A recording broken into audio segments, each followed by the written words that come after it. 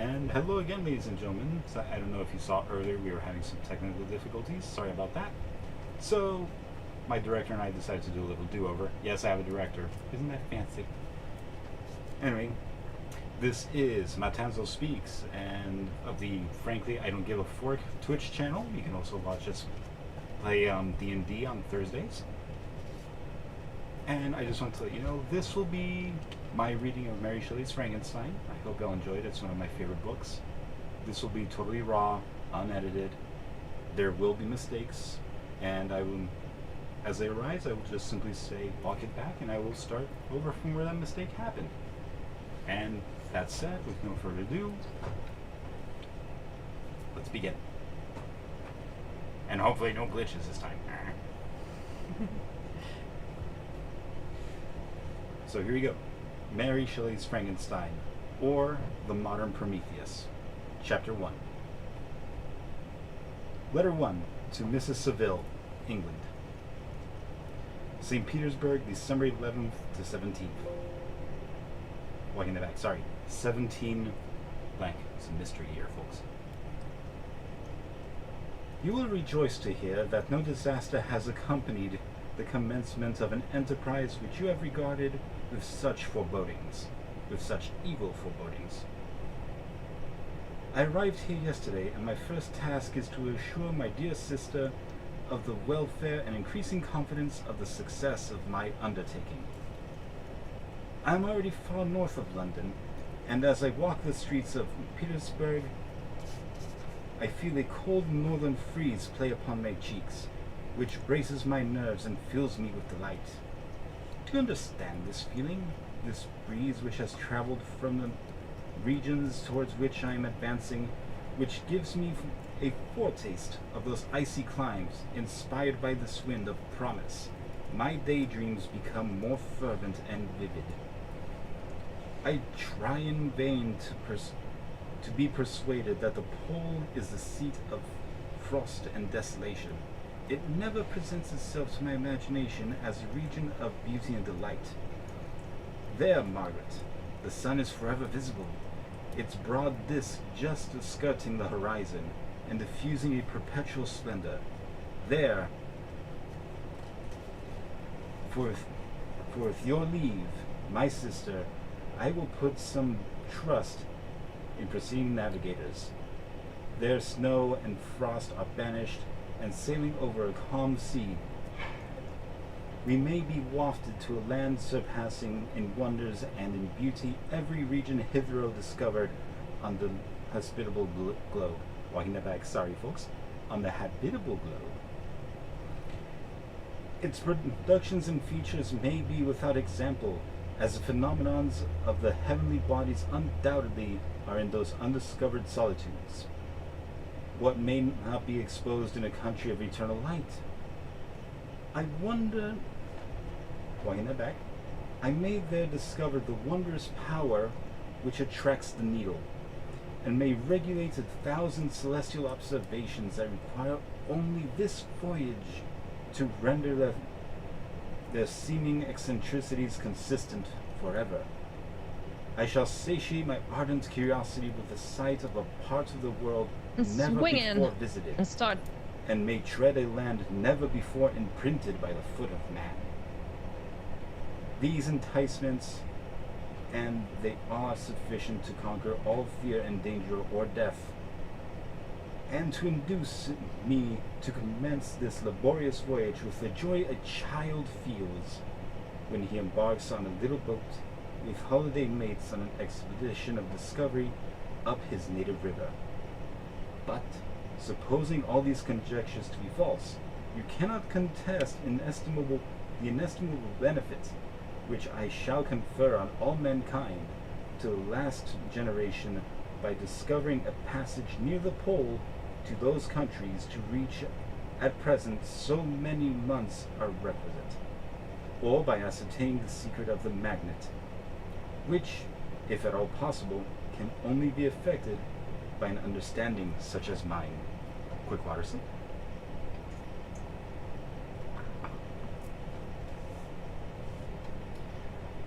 The reflections have dispelled the agitation which I began my... The reflections have dispelled the agitation with which I began my letter, and I feel my heart glow with an enthusiasm which elevates me to heaven. For nothing contributes so much to tranquilize the mind as a steady purpose, a point on which the soul may fix its intellectual eye. This expedition has been the favorite dream of my early years. I have read with ardor the accounts of the various voyages which have been made in the prospect of arriving at the North Pacific Ocean, through the seas which have felt the agitation through the seas which surround the pole. You may remember that history of all voyages made for purposes of discovery compromised the whole of our good, of the good Uncle Tomlinson's library. My education was neglected, yet I was passionately fond of reading. These volumes were my study, day and night, and my familiarity with them increased that regret I had felt as a child. On learning that my father's dying injunction had forbidden my uncle to allow me to embark on a seafaring life. One moment, please, folks. I almost forgot to do something that is a huge no-no. You may remember that to turn my screen off. That's not a process of discovery. Compromise the whole of our good. My director doth chastise me. My education was Got a lot of Shakespearean on me. Maybe a Shakespeare reading one day. These volumes were my study one day. And you should do it all old you speak. Proceeding, ladies and gentlemen. And I hope you don't mind me so diatribes.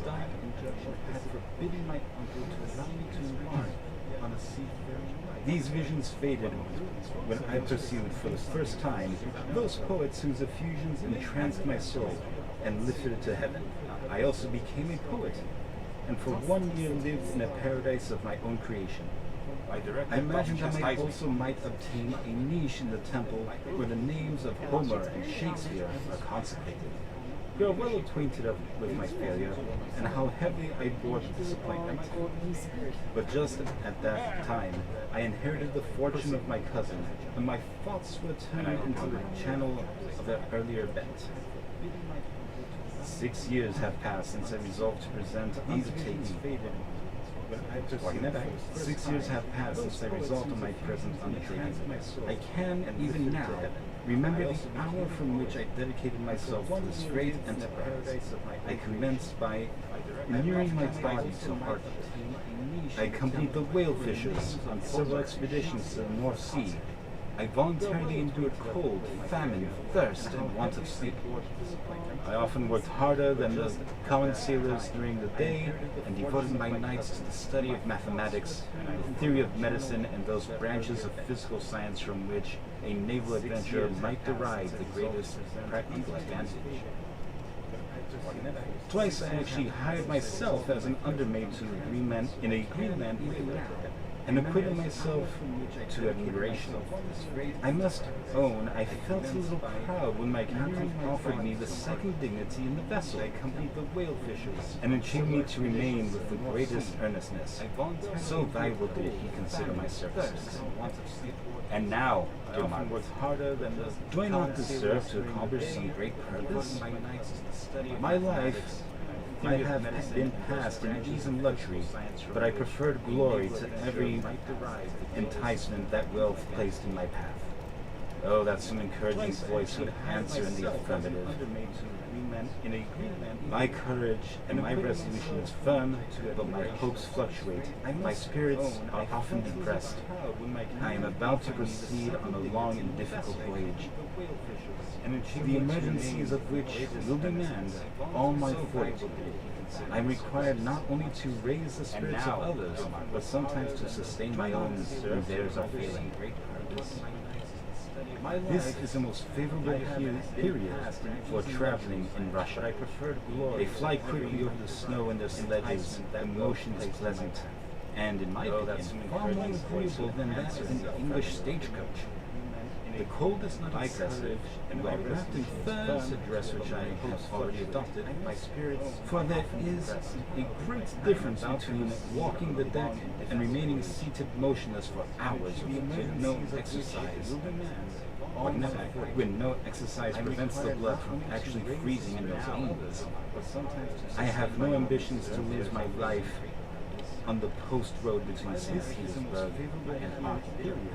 For traveling in Russia. I shall depart for the latter town in a fortnight or 3 weeks, and my intention is to hire a ship there, which can easily be done by paying an insurance for the owner and to engage many sailors, as I think necessary, those who are accustomed to whale fishing. I do not intend to sail until the month of June, and when shall I return? When shall I return? Ah, dear sister, how can I answer this question? If I succeed, many, many months, I have perhaps years will pass before you and I meet. If I fail, you will see me again soon. Or never. I shall depart for the latter town in a fortnight. Farewell, my dear, excellent Margaret. Heaven shower blessings on you, and save me that I have again and again testified my gratitude to all your love and kindness. Your affectionate brother, R. Walton. I do not intend to sail until That's the end of chapter 1. And when shall I return? When shall I return? Ah, dear sister, how can I answer this question? If I succeed. And now, many, many Chapter 2. I have perhaps years will pass before you and I meet. To Mrs. Seville, England. You will see me again from the city of Archangel, March 28th. Farewell, my how slowly the time passes here. Shower blessings on you. Encompassed as I am by frost and snow. Yet my second ship is taken towards my enterprise. I have hired a vessel and am occupied in collecting my sailors. Those whom I have already engaged to appear to be men on whom I can depend are certainly possessed of a dauntless courage. But I have one want which I have never yet been able to satisfy. And the Bro, absence of the if object Merkel which I now were feel is to most play that, and then as a Narset most shutting severe down evil. all I the have no drawing friend. ability I from have these crazes. no friend, Margaret. When I am glowing with the enthusiasm of success, there will be none to participate in my joy.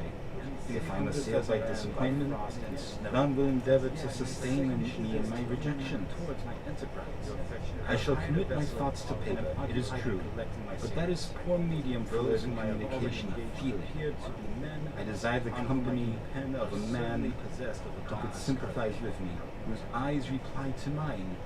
But I have one want. You may deem me romantic, my dear sister, but I really Bro, barely if Merkel feel were the want to of a play friend. that, and then Narset shutting I have down no one near me, gentle, all I the have no drawing courageous ability from these success, crazes. cultivated as well as a capacious mind, whose tastes are like my own, to prove on men my pleasures like disappointment. None will endeavor to how would such a friend repair the faults of your poor brother?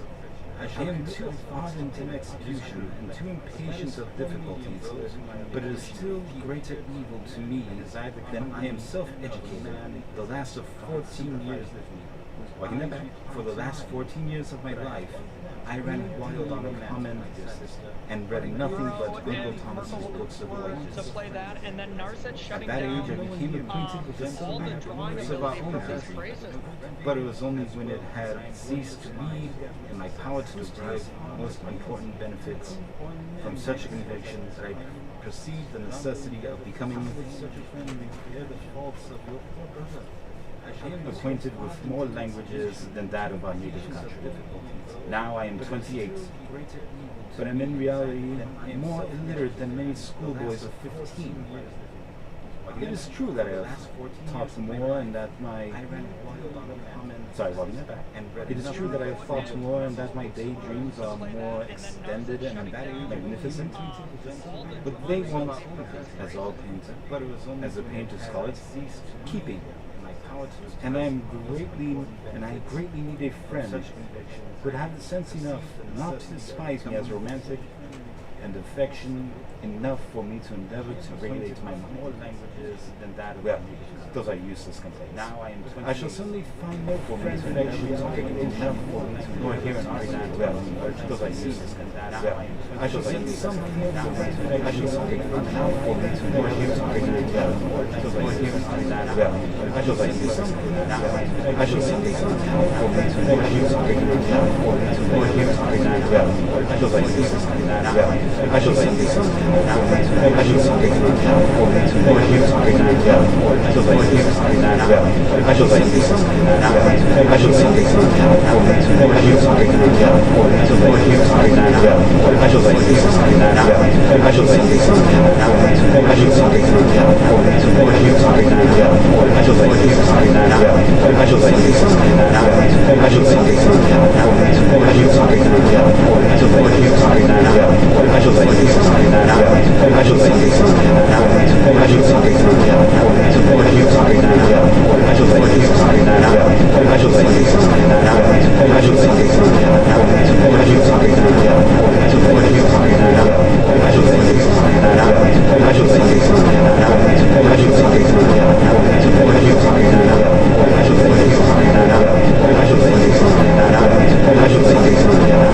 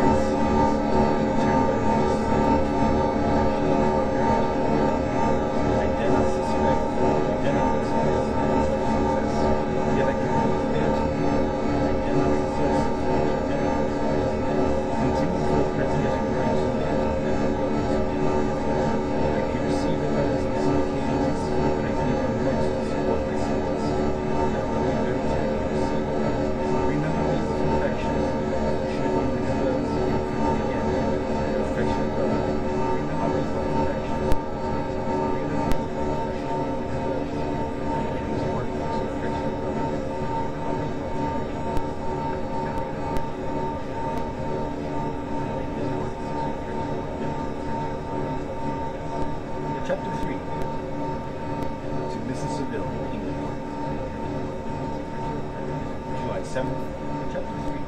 Some point in 17. My dear sister, I write a few lines in haste to say that I am safe and well advanced on my voyage. This letter will reach England by a merchantman right now on its homeward voyage from Ireland.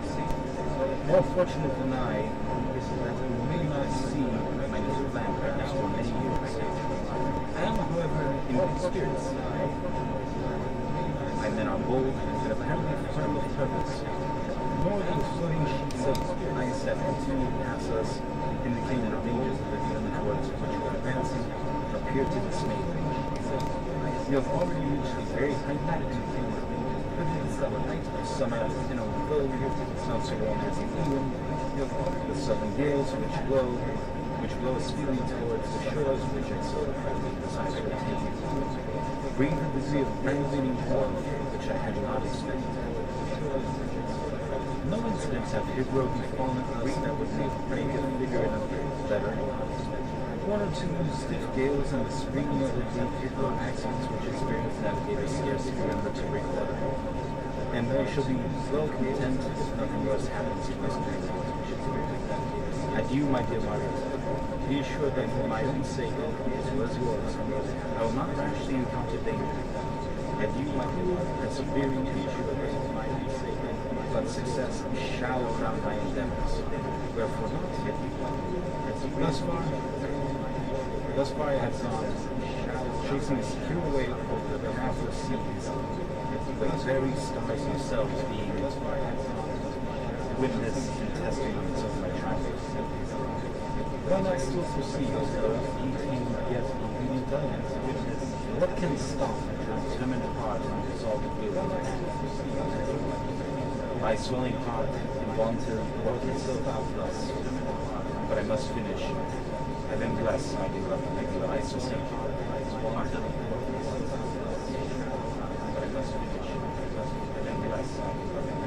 Chapter 4.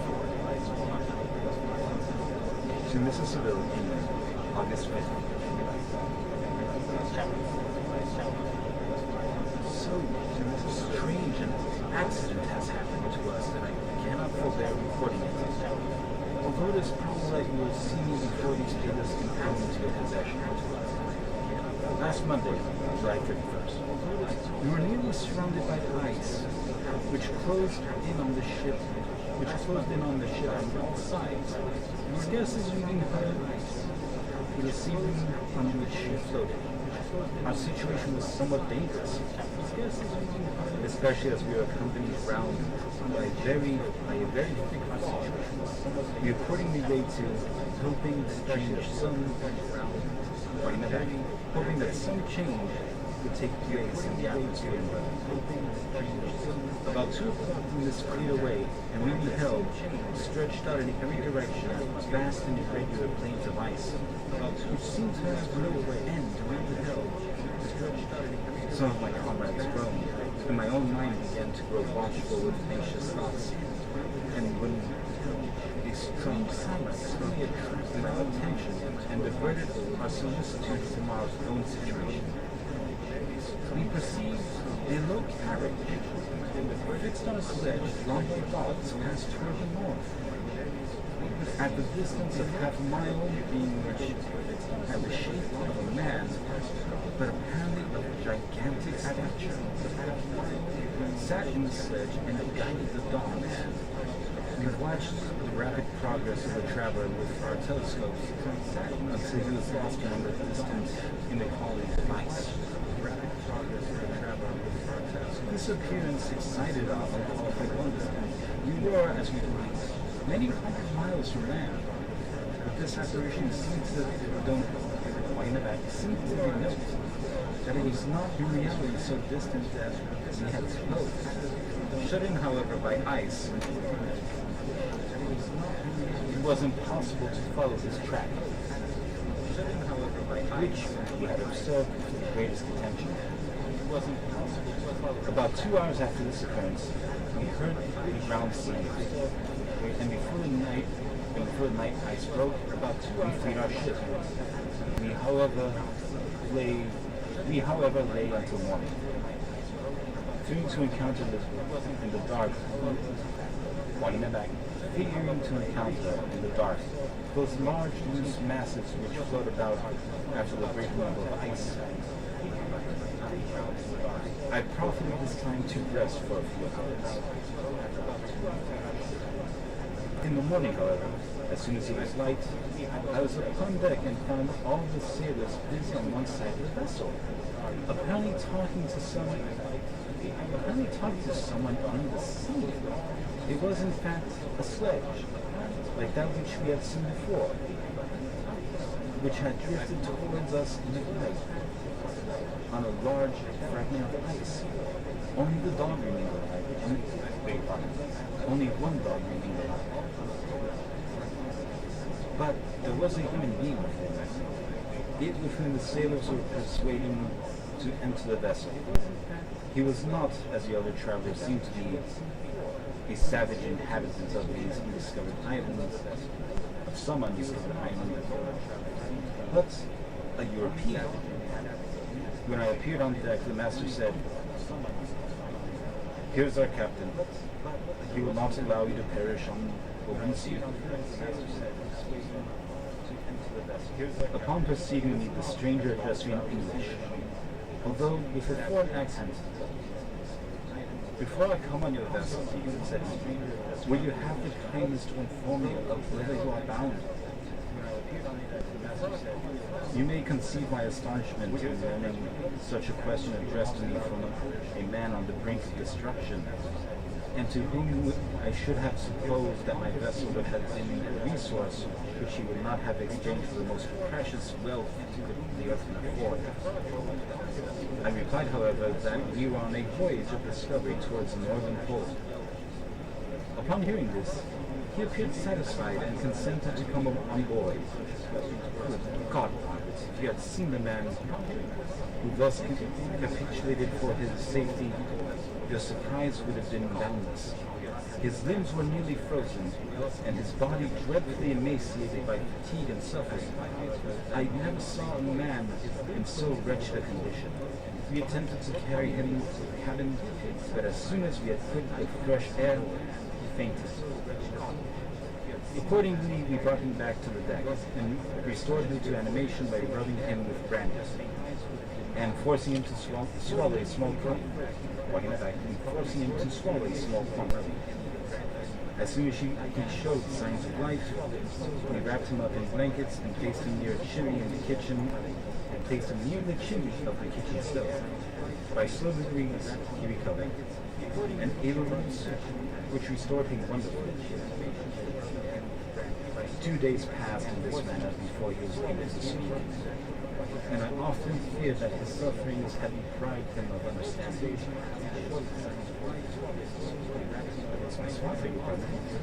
When he had in some measure recovered, I removed him to my own cabin and attended on him as much as my duty was good. I never saw a more interesting creature. His eyes have generally an expression of wildness and even madness.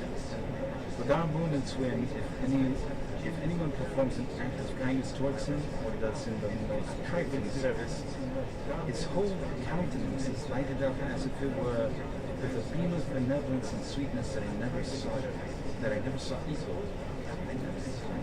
But he is generally melancholy and despairing, and sometimes he gnashes his teeth as if impatient of the weight of woes that oppresses him.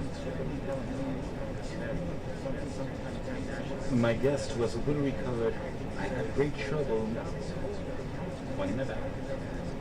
When my guest was a little recovered, I had great trouble to keep him off the men, who wished to ask him 1,000 questions, but I would not allow him to be tormented by idle curiosity.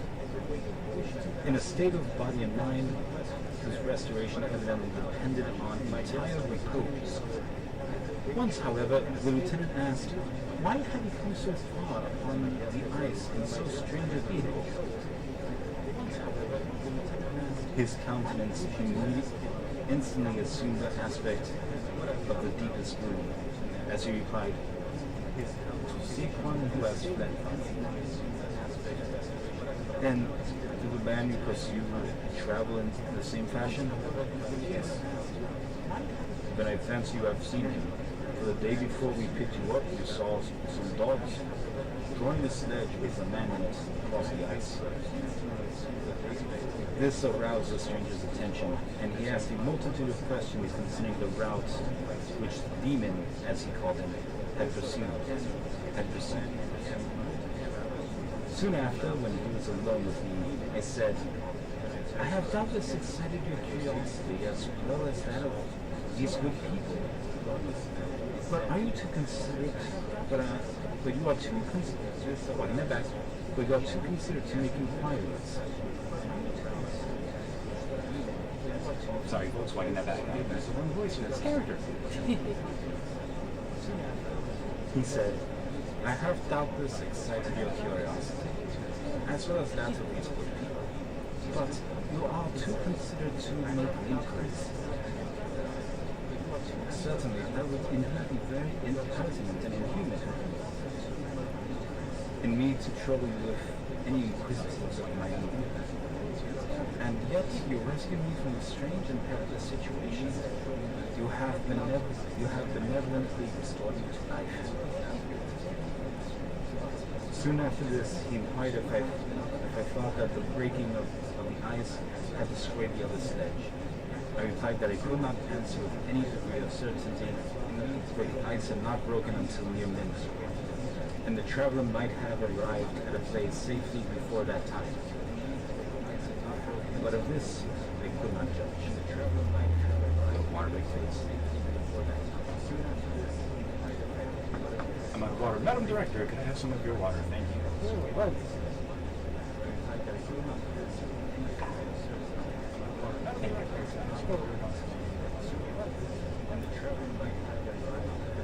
from this time, a new spirit of life animated the decaying frame of the stranger.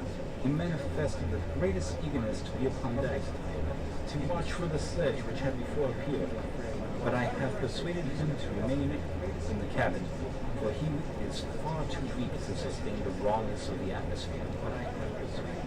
I have promised that someone should watch for him and give him instant notice if any new object should appear on sight. Such is my general of what relates to this strange occurrence up to this present day. The stranger has gradually improved in health, but is very silent and appears uneasy when anyone except myself enters his cabin. Yet his manners are so conciliating and gentle that the sailors are all interested in him. Although they have had very little communication with him. Although they have had very little communication with him. For my own part, I begin to love him as a brother, and his constant and deep grief fills me with sympathy and compassion. He must have been a noble creature in his better days, being even now in a wreck so attractive and amiable. I said in one of my letters to Mark that I should find no friend on the wide ocean. Yet I have found a man who before his spirit had been broken by misery, I should have been happy to have possessed the brother of my heart.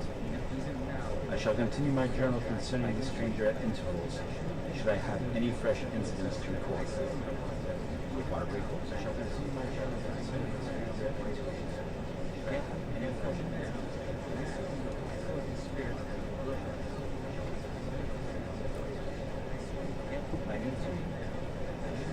My affection for my guest increases every day.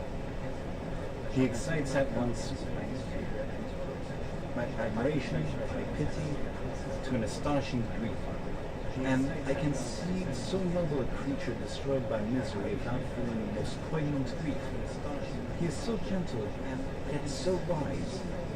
His mind is so cultivated that when he speaks, although his words are cold with the choicest art, yet they flow rapidly and with unparalleled eloquence. He is now much recovered from his illness, and is continually on the dock, apparently watching for the slave which preceded his own. Yet, although unhappy, he is not so utterly occupied by his own misery that he,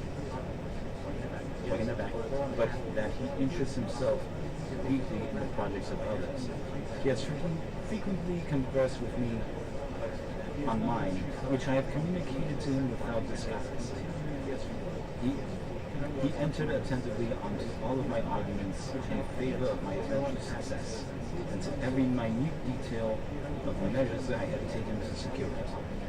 I was easily led by the sympathy which he evinced to use the language of my heart, to give utterance to the burning ardor of my soul, and to say with all the fervor he warned me, how gladly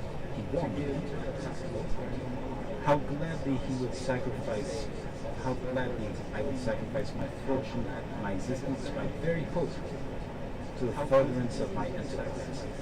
One man's life or death were all a small price to pay for the acquirement of knowledge which I sought. For the dominion I should acquire and transmit over the elemental foes of our race. As I spoke, a dark hue spread over my listener's countenance. At first I perceived that he tried to suppress his emotions. He placed his hands before his eyes, and my voice quivered and failed me. As I beheld tears trickle from between his fingers, a groan burst from his heaving breast. I paused. At length, he spoke in broken accents. Unhappy man, do you share my madness? Have you drunk also of the intoxicating draught? Hear me, let me reveal my tale, and you will dash the cup from your lips. Such words, you may imagine, strongly excited my curiosity. But the paroxysm of grief that had seized the stranger overcame his weakened powers. For many hours of repose and tranquil conversation were necessary to restore his composure. Having conquered the violence of his feelings, he appeared to despise himself for being the slave of passion. Was quelling the dark tyranny of despair, he led me again to converse concerning myself personally. He asked me the history of my earlier years. The tale was quickly told, but awakened various trains of reflection. I spoke of my desire of finding a friend, and my thirst for more intimate sympathy with a fellow mind than he had ever fallen with a fellow mind than had ever fallen to my lot, and expressed my conviction that a man could boast of little happiness who did not enjoy this blessing. And expressed my conviction. I agree with you, replied the stranger. We are an unfashioned creatures, but half made up. If one wiser, better, dearer than ourselves, such a friend ought to be. Do not lend aid. Do not lend his aid to perfectionate our weak and faulty natures. I once had a friend, and the most noble human. Sorry, folks, turn that over. It's like once had a friend. We are unfashioned creatures, but half made up. If one wiser, better, dearer than ourselves, such a friend ought to be. Do not lend his and perfectionate our weak, faulty natures. I once had a friend, the most noble of human creatures, and am entitled, therefore, to judge respecting virtue. You have hope, and the world before you, and have no cause for despair. Alexa, silence. But I have lost everything, and cannot begin life anew. Alexa, silence. I think we'll give our smart house a second to stop. Kitchens.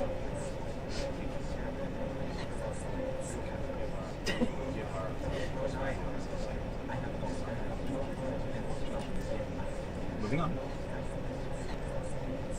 said this, his countenance became expressive of a calm, settled grief that touched me to the heart. But he was silent and presently retired to his cabin. Even broken in spirit as he is, no one can feel more deeply than he does the beauties of nature, the starry sky, the sea,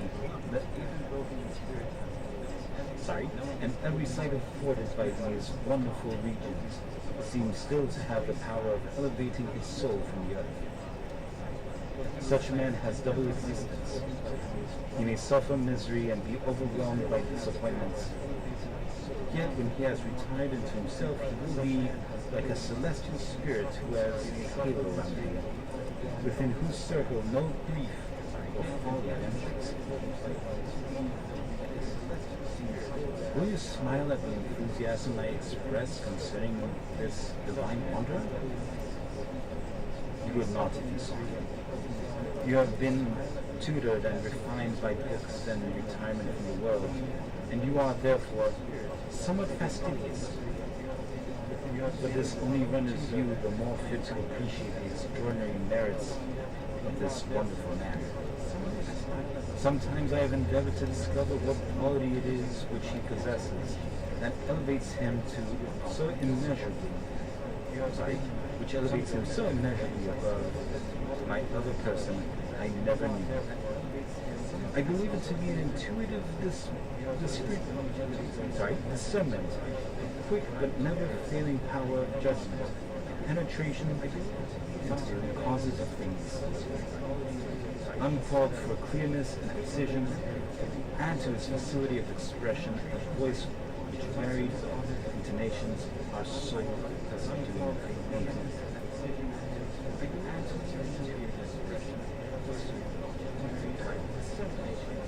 August 19th. Yesterday, the stranger said to me, "You may easily perceive, Captain Walton, that I have suffered great and unparalleled misfortunes. I had determined at one time that the memory of these evils shall die with me, but you have only to alter my determination. You seek for knowledge and wisdom as I once did. And I ardently hope that the gratification of your wishes may not be a serpent to sting you, as mine has been. I do not know the relation of my disasters will be useful to you. Yet, when I reflect that you are pursuing the same course, exposing yourself to the same dangers which have rendered me what I am, I imagine that you may deduce an answer morally from my tale, one that may direct you, if you may succeed in your undertaking, and console you in case of failure. Prepare to hear of occurrences which are usually deemed marvelous. Were we among the tamer scenes of nature, I might fear to encounter your unbelief, perhaps your panic. But many things will appear possible in this wild and mysterious fields, which would provoke the laughter of the unacquainted with the ever varied powers of nature. Nor can I doubt that my tale conveys in it a series of internal evidence of the truth of the events of which it is composed.